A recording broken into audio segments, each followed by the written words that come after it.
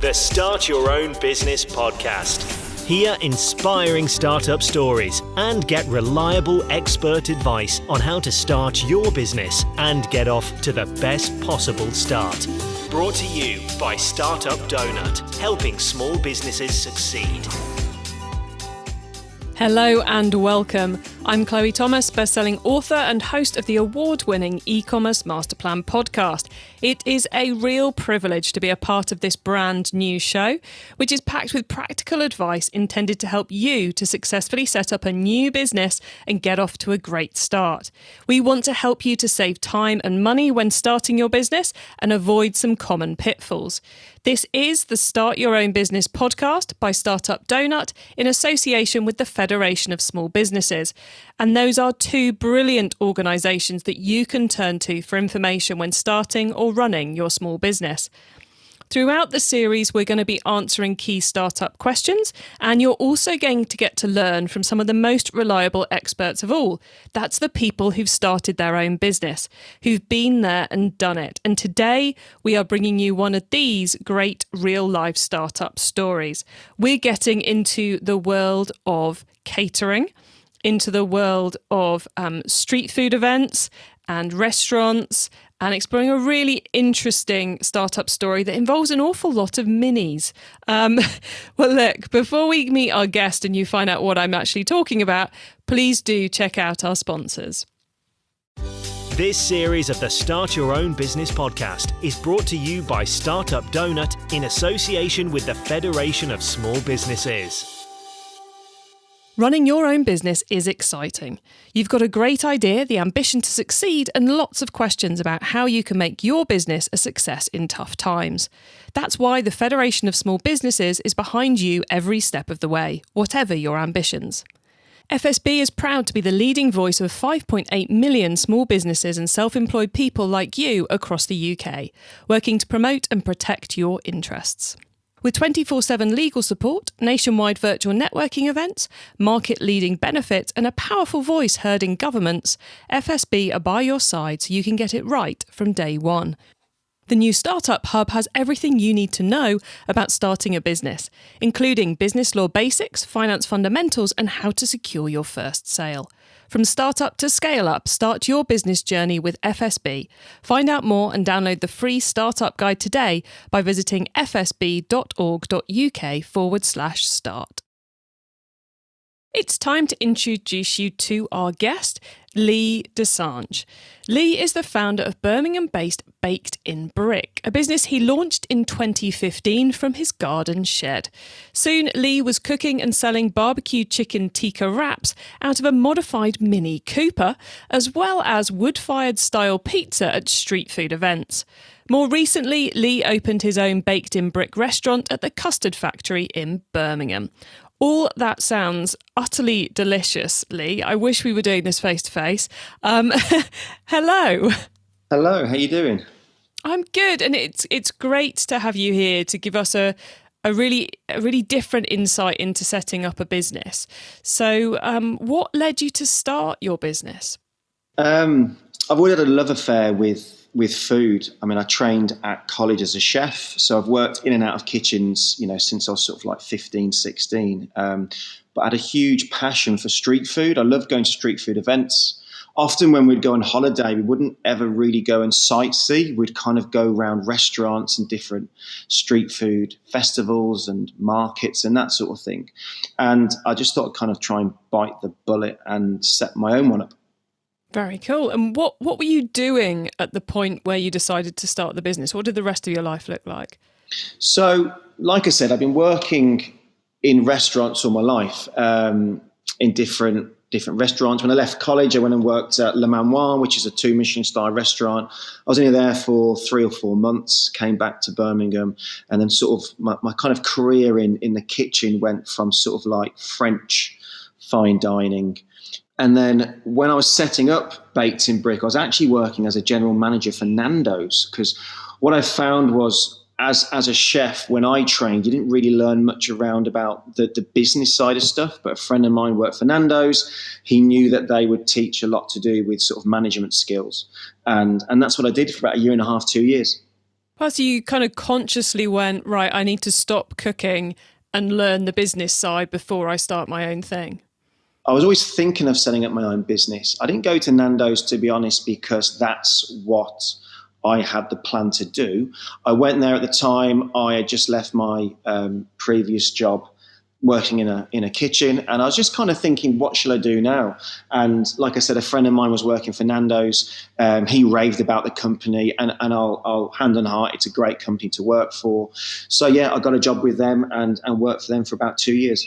Excellent. So kind of one of those things, in retrospect, it was a brilliant move, but you didn't realise quite how brilliant at the time. Yes, 100%. Very cool. And how did you identify the idea for your new business? How did that come to you?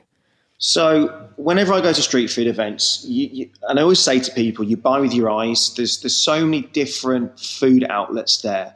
You need something that's going to catch your eye, and it's not always somebody's menu. It may not even be the food that they are cooking. A lot of the time it's to do with how their stand looks. And I knew that I wanted a stand that was going to really stand out. And that's where the Mini came in. My mum had a Mini, a few of them when we were younger. I remember, long drives to school or down south to the seaside, always in my mum's Mini. So I've always had a love affair with classic Minis. And it was one night, I always tell the story, I was a bit drunk. I was watching loads on eBay, and I got that kind of frantic clicking where you're getting outbid. And by the end of it, I bought this blue classic Mini convertible with 6 months tax, 12 months MOT, and that's where Baked In Brick started. Well, so it started with the car rather than the food? Yeah, kind of. I mean, if you backtrack slightly, prior to setting up Baked In Brick, I've always liked cooking over wood and fire and in sort of pizza oven. So I built my own pizza oven in the garden. So I knew the business was always going to be based around a wood-fired oven, but I didn't quite know what it was going to be. So when I did buy the Mini, I did have the foresight that I was going to put a pizza oven on the Mini. Wow. So before you could really get started, you had to work out how to put a pizza oven in a classic Mini. Yep. So, I mean, this is where the fun was. So I watched a lot of YouTube videos, did a lot of research, spoke to as many different people with regards to how to build an oven, went on loads of different forums. It took over my life for 6, 7, 8 months. I mean, the Mini just sat there whilst I was sort of working out how I was going to do this. And one thing I will say, because I did so much research in it, by the time I came to do it, I'd watched so many videos and spoke to so many different people about what to do, what not to do. Obviously, there's lots of things along the way that I wish I'd done differently, but I was pretty well equipped to build the pizza oven. Yeah, and you'd already built one yourself as well. So I guess, it's worth doing all that research so you get it right first time, isn't it? It is right, yeah. I mean, the difference with the one that I built in the garden, that was built out of like house bricks. Now, if I had put one like that on the Mini, it would have been just far too heavy. So I had to try and find out how to build a really good, strong pizza oven that was going to hold the heat in and also hold traveling up and down the country to different events and different festivals. But it also needed to be light as well, because otherwise the Mini wouldn't have been able to take the weight, basically. And did you drive the Mini to all these events? No. So this is the other bits that we found out over time. The original idea was because obviously we stripped the Mini down. We took we took the engine out, took all the seats out, everything. And originally I was going to tow it with like a towing arm, but then slowly kind of realised that wouldn't be the best option for manoeuvring. So in the end, we went down the road of getting a small car transporter. So we would winch the Mini onto the car transporter and tow the car transporter around to different events. Excellent. So what's striking me is that you put an awful lot of work into building the piece of the puzzle that would attract people to you at the street food events and your kind of cooking environment. You must have been, we often talk on this podcast about testing ideas before you go all in, but did you do much testing of the product before you went all in on the Mini, or was this a big old leap of faith? So, Yeah, I did. I mean, when I first set up Baked In Brick, the idea was to do wood-fired pizzas because obviously I'd built the pizza oven at home. We were having loads of pizza parties in the garden with different family and friends and that sort of thing. And that was the idea, to do pizza. That slowly changed because then what I realised was so many different events and festivals, they already have pizza traders there. And to get onto the good ones, it's difficult because, like I said, they've already got pizza traders. They don't want any more. So I had to kind of think outside the box and think of something different that nobody else did. And that's where the chicken tikka came in. My dad was born in India. He's half Anglo-Indian. As kids, we grew up eating chicken tikka every Sunday. And it was something that I cooked a lot at home on the barbecue, and nobody else was doing that at all. And I knew that my chicken tikka was really, really good. So with the pizza oven, you were cooking chicken tikka pizzas. So I'm not going to lie, we have done a chicken tikka before, chicken tikka pizza. But the idea it was actually my brother-in-law. He had this, you kind of like brainstorming, and he said, well, why don't you put a barbecue under the bonnet? So that was interesting. So again, we looked into it, and I had sort of like a barbecue made. This was the only thing that I didn't make for the Mini myself. And so the idea is that we would barbecue the chicken tikka over coals under the bonnet of the Mini. We would cook the flatbreads through the wood-fired oven, and then we would obviously finish it off. And if I'm honest, I think the reason why we did so well so quick was because of that. It's how it looked. When people came to the different festivals, came to events, had this classic Mini with a wood-fired oven on top, this barbecue under the bonnet, all these flames and, smoke and smells coming from it. I used these skewers and they look like swords. So that was just eye-catching in itself. And that was the kind of the start of our Baked In Brick journey. Nice. And the very first event you were selling at, that was as successful as you just described? It was, yeah. So the first event I ever did with Digbeth Dining Club, they are the kind of pioneers of street food. I would even say in the UK, but massive, massive, massive in Birmingham. I used to go to their events all the time in Digbeth, and it was actually Jack who runs Digbeth Dining Club that said to me, "Look, we've got pizza traders, but we don't want any more. What else can you do?" And I said to him, well, what about chicken tikka? I do these really nice chicken tikka wraps. And he said, his words to me were, my girlfriend's Indian. I love Indian food. If you can do chicken tikka wraps, you're in. And that was it. Which I guess just goes to show how important it is getting to know other people in your space, especially when he's essentially a supplier to you because he's who you're going to buy the spot off in order to get into the festivals. That's right. Okay, I could quite happily talk about food an awful lot more, but we're not here to talk about the food. We're here to talk about how you got started in the business. So whilst all the mini conversion was going on and having the discussions about exactly what food you were actually going to be selling was going on, how did you tackle dealing with all the kind of the legal stuff, the structure, the registering with HMRC and that kind of stuff? How did you tackle that part of starting the business? Sure. So obviously, first stage is setting up a business and a business name. So I set up Baked In Brick myself through the HMRC website. It's really, really easy to do. I set myself up as a limited company. I felt that was the right thing for me to do at the time. I mean, you do have a partnership. There are different ways you can set up a business. The benefits that I feel, and I'm not trained in this, but the benefits I feel of being a limited company, it limits the liability on me personally. So what I mean by that is that when I'm setting up a new business and I'm taking on different events and different avenues, I'm personally employed by the business. I own the business, but I'm employed by the business. So basically, because it's the onus is on the business, it's the business that takes the risk. Not saying that what I do isn't risky, and I don't see it like that, but I believe on paper that's how it is. Yeah, and I guess one of the reasons you decided to take that step was because you were going to be in the food and event space. That's right, yeah. And obviously it was new for me. I didn't know how things were going to go. Obviously my outlook is never it might fail. or my outlook still is never, it might fail, because you're just setting yourself up to fail. You've got to have a positive outlook, and that's what it was. But I think when I looked at either being a sole trader, a limited company, or obviously it wasn't a partnership, I took the decision to set it up as a limited company. And we've spoken about how you took advice from people running food festivals, and you took advice from, brainstorming with friends and family who had some brilliant ideas, putting a barbecue in the front of the Mini, clearly genius. Were there other places you went to for help, other advisors you spoke to help you on this journey?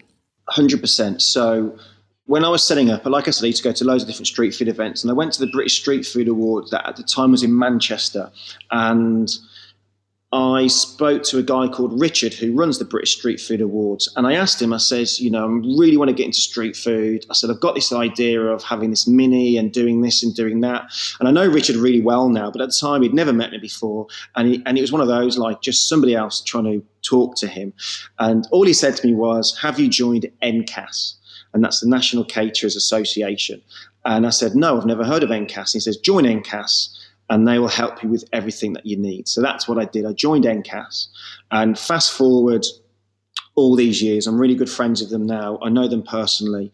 And NCAS is an organisation that helps either street food traders or hospitality in setting up their business. They help you with all your due diligence, as in all your EHO. They help you with all your insurances, your public liability. You get support off them, whether it's legal support, whether it's accounting support. And they are the kind of body that you need to set yourselves up, basically. You mentioned EHO there. What's that? Environmental Health Officer. Oh, ever so slightly important. They are very important. And look, I think everybody's got a bit of a stigma in with the hospitality industry that EHO are the enemy. They're not the enemy at all. They are here to do a job to make sure that you are trading properly, legally, and you've got your staff and the public's best interests at heart. As long as you've done everything you're meant to do and you've ticked all the boxes, there's no problem at all. If they do come into your venue, or whether they come to a street food event and you're not trading properly, they are there to identify that, point it out, either help you, give you advice, or obviously they've got powers to take other measures. But as long as you follow your due diligence and do what you're meant to do, you've got no problems at all. It sounds like the NCAS recommendation and getting in contact with them, so that's the National Caterers Association, in your industry was utterly essential to make the launch process easy. It's massive, because simple things like all your documents, all your legal documents are all in one place, and they have this thing called a passport. So when you log into the portal that you're associated with, and when you apply to different street food events and they come back to you and they say, yeah, you're accepted, but can you send us all your documents? You just click one thing and it sends all the documents over. That's one small part of it. They also help you find work as well. So you can put your postcode in and where you want to work, you put your food type. And then when different events are looking for traders, they'll then on their side of the website put in what they're looking for. Then it'll send alerts out to you. So then you can then actively find work as well. And that was massive for me at the start, because obviously I didn't know anybody then. I didn't know anybody personally at the different events. And by being able to bridge that relationship through NCAS, that was just really, really beneficial for me. Very nice. And so we've spoken a bit about how you found the street food events to become part of. I'm guessing, and that you didn't know many people in that world, but you found ways into it. I'm guessing you were slightly better set up with your past history in the catering space to find suppliers for your food products, or was that something that was also challenging? You are right. I was lucky because, simple things like I was used to going to Birmingham wholesale market to get fruit and veg when I worked as a chef. So that was great. I knew where to get my products from. There were some things, for instance, like let's take, for instance, my pizza flour. I knew what flour I wanted, but I didn't know who sold it. So I had to do a lot of research online to find who imported that flour. And then when I found them, they then put me in touch with somebody that supplied me locally. So there were some things that I had to go and find myself, but then there were other things that I was already quite familiar with. Excellent. And so a mixture of research and knowing the right places to go from what you knew before. And how did you come up with the name Baked In Brick? Again, that was just a massive brainstorming with friends. So many different names came up, the little mini pizza club, the mini pizza.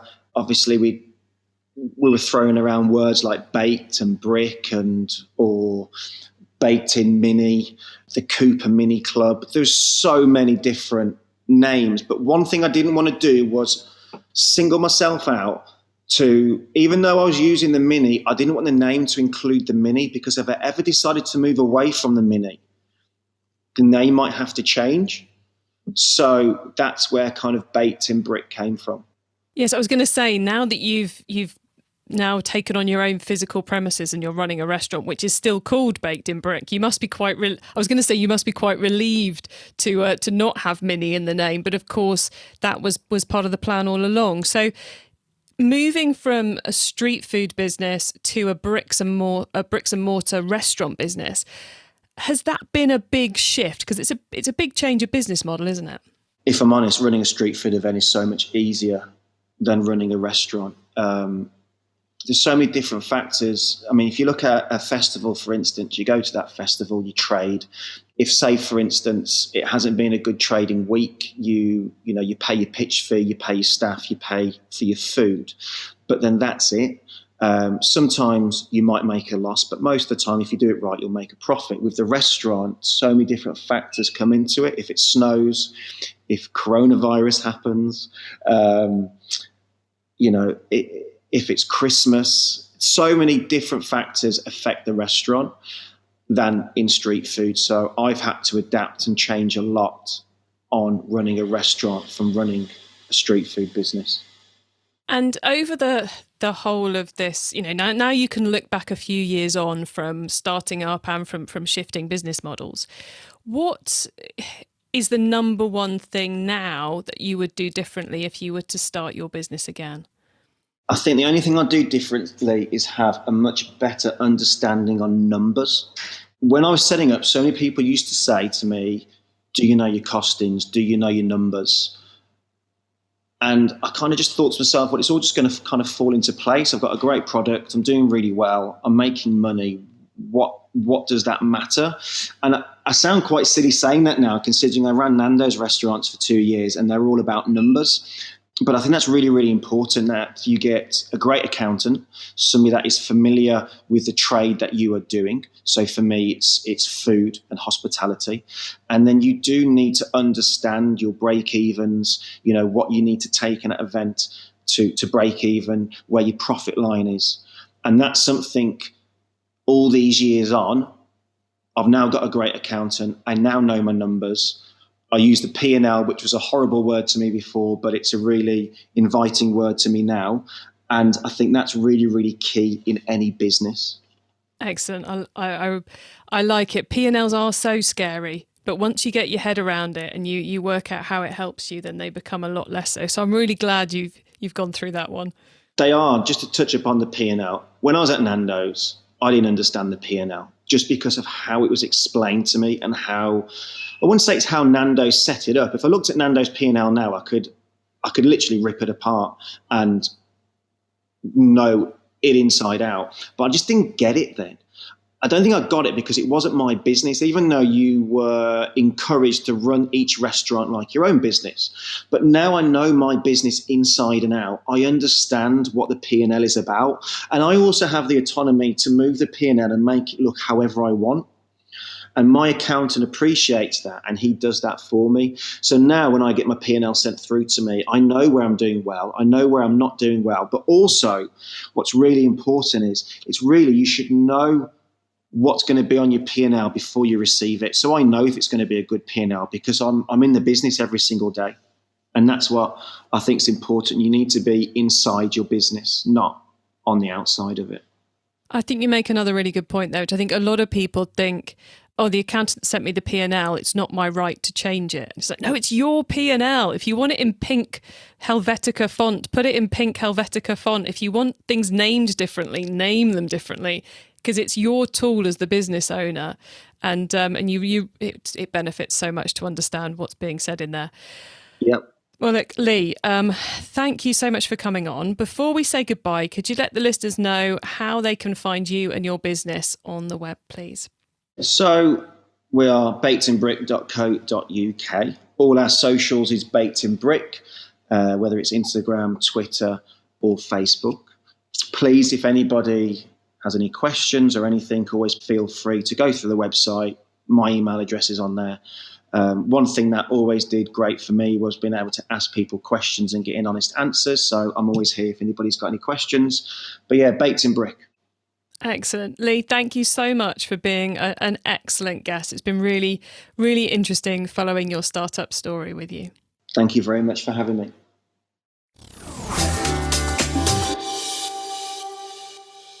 So another fascinating journey through a startup experience there. And I thought for me, the key points were around the P&L. It's yours. Just like we were just saying about, it's really worth getting to grips with it and making sure you understand and getting it structured and worded in the way that's going to help you. So I think the P&L point was a really good one.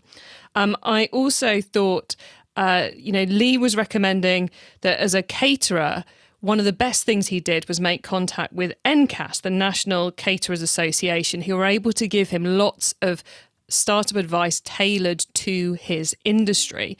And those kind of organisations exist in most industries. They can just be a little bit hard to find sometimes. So if there's one in your industry, find out if there is and see how they can help you. Especially if you're in an industry where there's those kind of extra things you've got to do, like the EHO bits, the insurance elements, and those things that are unique to catering, because that will save you a lot of time and effort in the meantime. And then I think the third one was how many people Lee spoke to get advice on how to build the business. That short conversation at the award ceremony gave him knowledge of NCAS, which he didn't previously have. He had the brainstorming sessions with friends and family who essentially were his target market. And that led to the name and ideas like putting a barbecue in the front of the Mini. He also used contacts he'd made at a couple of festivals as well to get insight in what he ended up cooking. So make the most of connections and forge new connections where you need to get the advice you need to help you progress. Now, you can get the notes from this episode and links to all those juicy free resources at startupdonut.co.uk/podcast. And that's donut spelt DONUT. So startupdonut.co.uk/podcast. There you'll also find a wealth of advice and guides to help you launch and grow. As you know, this series is here to hold your hand through setting up and launching your new business. So next up, we'll be covering all things marketing with Aggie Maroney from White Bee Digital, who's sharing a lot of easy to do tips around how to do the marketing that's going to kickstart your startup journey and bring in those sales. And yes, we will be covering email marketing, SEO, social media, and much more. If you're enjoying the series, please spread the word and tell any others you know who are setting up a business right now, because we'd love to help them too. Thank you to FSB for making this whole series possible. And don't forget to download their free startup guide. Details coming up in a moment. Running your own business is exciting. You've got a great idea, the ambition to succeed, and lots of questions about how you can make your business a success in tough times. That's why the Federation of Small Businesses is behind you every step of the way, whatever your ambitions. The FSB Startup Hub has everything you need to know about starting a business, including business law basics, finance fundamentals, and how to secure your first sale. From startup to scale up, start your business journey with FSB. Find out more and download a free startup guide today by visiting fsb.org.uk/start.